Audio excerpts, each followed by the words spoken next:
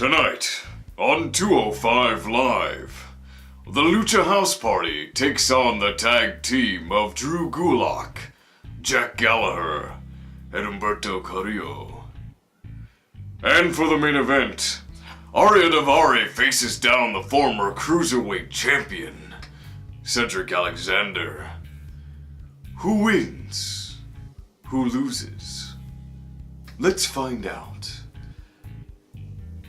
Alright, so, getting into 205 Live. We start off the show getting a recap of last week when it's announced that Nice is going to be facing Murphy at WrestleMania, as well as over Murphy's betrayal. And then we get to right before the first match begins, we start off with Kalisto on the mic saying, "It's Lucha time!" And doing like this weird hand motion, and I'm now convinced Drew needs to win this.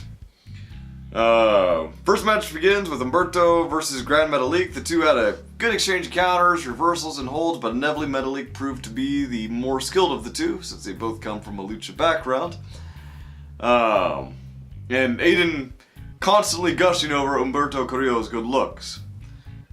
After a couple show-off moves from the two, Humberto tagged in Gulak, but Drew was angry at this decision. And while he was distracted, got dropkicked by Metalik. Gallagher tries to run interference, but is tapped out. Afterwards, Lucha House Party picks apart Drew, with Lindsay, Kalisto, and Metalik taking turns beating on Drew Gulak. After a struggle and a distraction from Jack, Drew dropkicks Lindsay Dorado out of the ring, giving Drew time to tag in Jack. Jack works Lindsay on the mat, and then pushes him into the corner, allowing both Drew and Jack to work Dorado. Dorado tags Metalik after a failed roll-up on Gallagher. Jack quickly tries to undo Grand Metalik's mask. Then Gallagher tags in Humberto. Humberto gets lambasted by Gulak after doing a springboard kick off of the middle rope. Drew gets tagged in, starts beating Grand Metalik in the corner, tags in Jack, who takes turns with Gulak. Oh god, I just lost my spot. Hold on.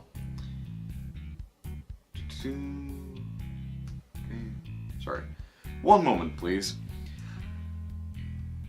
Yeah, tags in Jack, who takes turns with Gulak beating down Metalik. Nigel calls the Lucha House Party at this moment the Lupus House Party. Nigel's malicious attitude towards the Lucha House Party has been noted. Humberto gets tagged in, hits a drop kick, drags him back, and Drew and Jack get tagged in succession, but Metalik takes them down.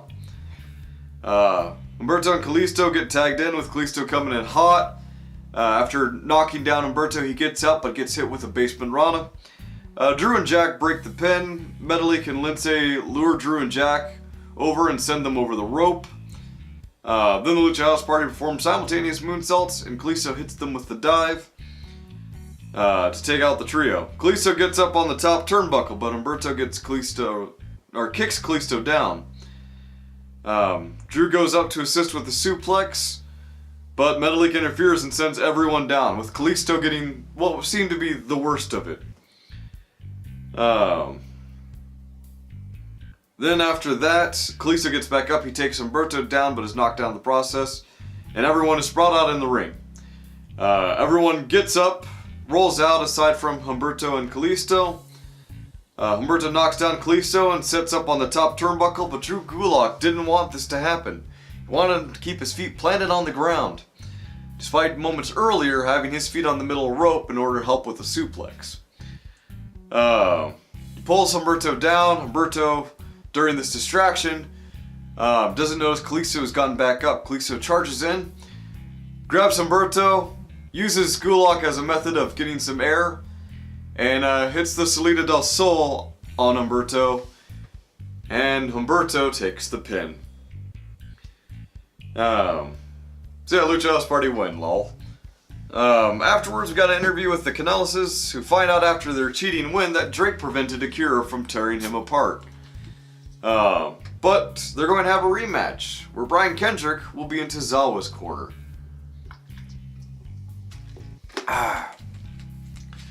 Then we get a segment with Buddy Murphy, of whom gets ambushed by Tony during his little backstage promo. And then we get to the main event. It's Arya Daivari versus Cedric Alexander. Before the match begins, Oney Lorcan's theme hits. Oney sits down at the commentary with Lorcan quietly and very visibly angrily observing the match. Arya controls the match to start with Cedric seemingly taken aback by his aggression. Cedric returns offense with a couple takedowns, followed up by an elbow to the face after Arya got it. Cedric hesitated and stared back at an intense Oney Lorcan, who was, like, seriously, like, angry, the entire time, giving Arya a moment to return fire. Daivari gets Cedric into the corner and starts nailing Cedric with repeated jabs. Daivari hits Cedric with a massive clothesline and goes for the pin. Alexander kicks out. Arya gets Cedric into a rear chinlock, but Cedric breaks free with a few strikes and does try for the lumbar check. Arya manages to break away from that. Cedric gets a super kick to the face. Arya slams him to the ground and goes for the pin. Kick out. Arya goes for the $1 Million Dream, but Cedric breaks out and hits an enziguri. He knees Arya when Arya goes to attempt a clothesline. Then a drop kick to the side of Arya's head. Arya tries to break away, but is met with a boot to the face, followed by a springboard flatliner. Cedric gets tossed over the top rope, lands on his feet, but is countered.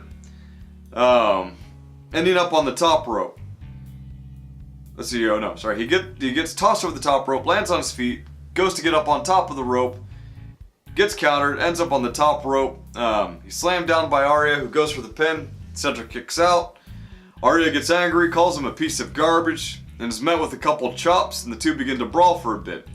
Cedric goes to charge Daivari into the corner, but Arya evades and begins to strike Cedric. After knocking him down, he hits his frog splash, or the Persian lion splash, as McGinnis called it. It was just a frog splash, but Cedric kicks out of the pin. Cedric evades the hammerlock lariat and tosses Arya out of the ring. Cedric dives after him, taking down Daivari. Lorcan gets on his feet.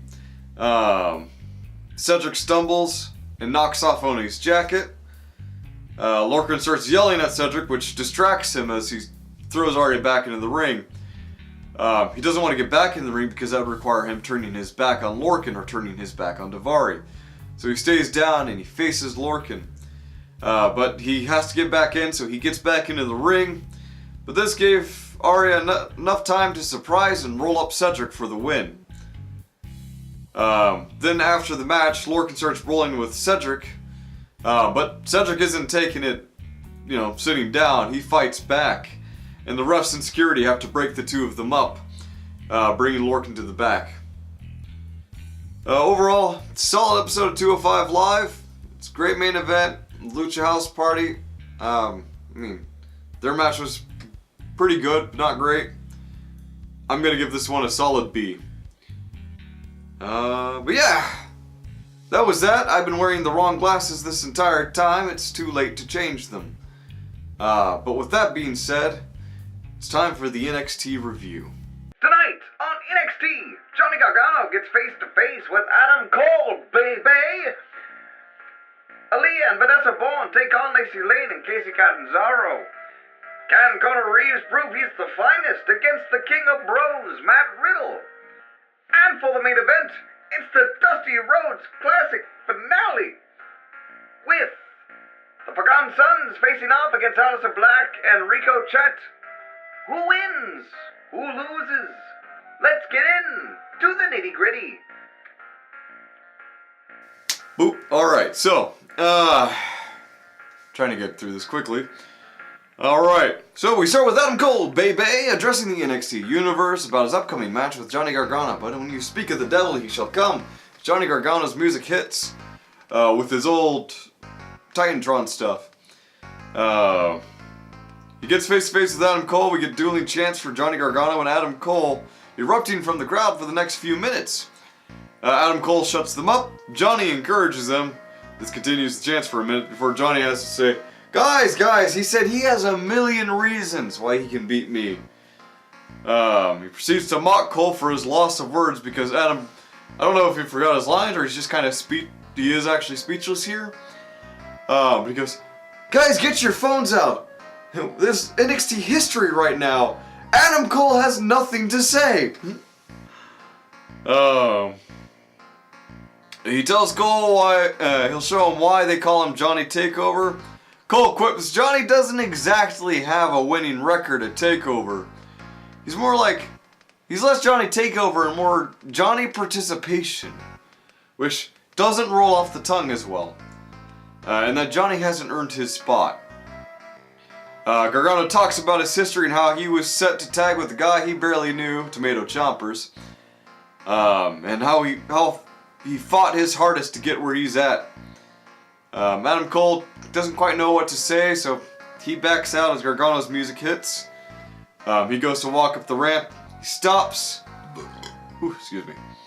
And he turns and says, "You can scratch, you can claw, you can fight however hard you want, but I will win the NXT Championship." And he goes, "And here's why." And the Undisputed Era come out. But they just stand on the ring, flashing their signs, you know, the usual. And then, after that, we get to our first match of the night. It's Aaliyah and Vanessa Bourne versus the debuting Lacey Lane, or at least debuting on NXT TV, and Kacy Catderbzano. Lacey and Aaliyah begin, but Aaliyah quickly drags Lacey to her corner, tags Bourne. Bourne tries to take down Lane, but isn't able to outpower her. Bourne instead goes for speed, running in and out of the ring to quickly tag Aaliyah, who takes out Lacey. Lacey gets wrapped up the ropes. Vanessa takes advantage to work her for a moment before taking it back into the ring.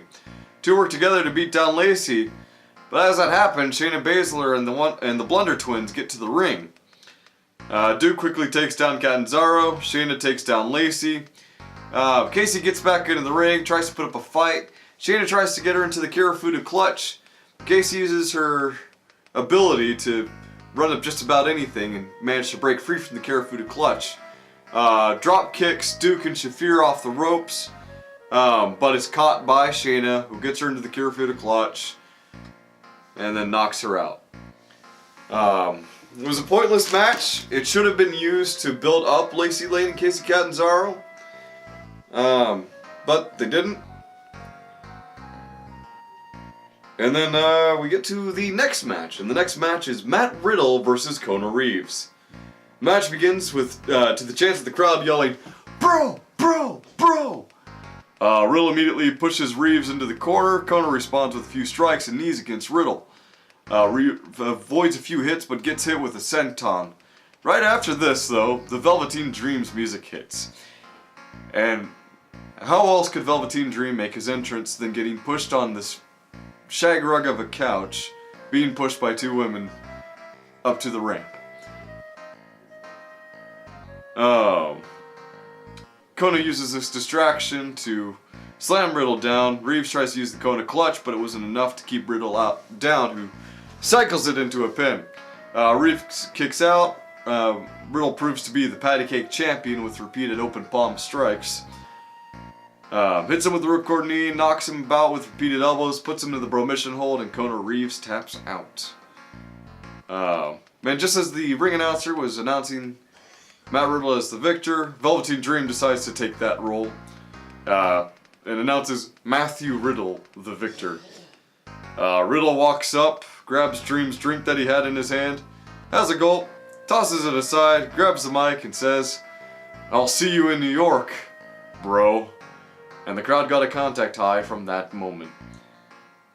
And then we get to the main event, and the main event is the Forgotten Sons versus Aleister Black and Ricochet.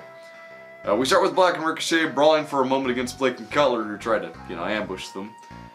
Blake and Black, say that 10 times fast, then take each other on. Crowd chanting Aleister Black to the rhythm of the Addams Family, which was wonderful. Cutler tried to intervene again, but Ricochet tags in to help. The two take on Cutler and Blake, taking them down outside the ring. Inevitably, Cutler gets dragged back into the ring, then immediately tries to escape the ring, but is blocked by Black. Sweet Christ, that's a tongue twister. The two get back in the ring. Blake gets tagged in. Riker sneak attacks Ricochet. Blake works Ricochet for a moment, tags in Cutler. Ricochet breaks free from a chin lock, but gets caught in a springboard backbreaker. Tags Blake, and the duo hit a double backbreaker on Ricochet, which, scientifically speaking, increases surface area, which means it would actually do less damage. Cutler inevitably accidentally sends Ricochet right to Aleister Black, who immediately assaults the duo. He hits a springboard moonsault, but they break the pin. After the duo try to combat Aleister, Ricochet helps out. Aleister hits a springboard meteor on Cutler. Ricochet hits a vertical suplex, goes for a Phoenix Splash, but misses.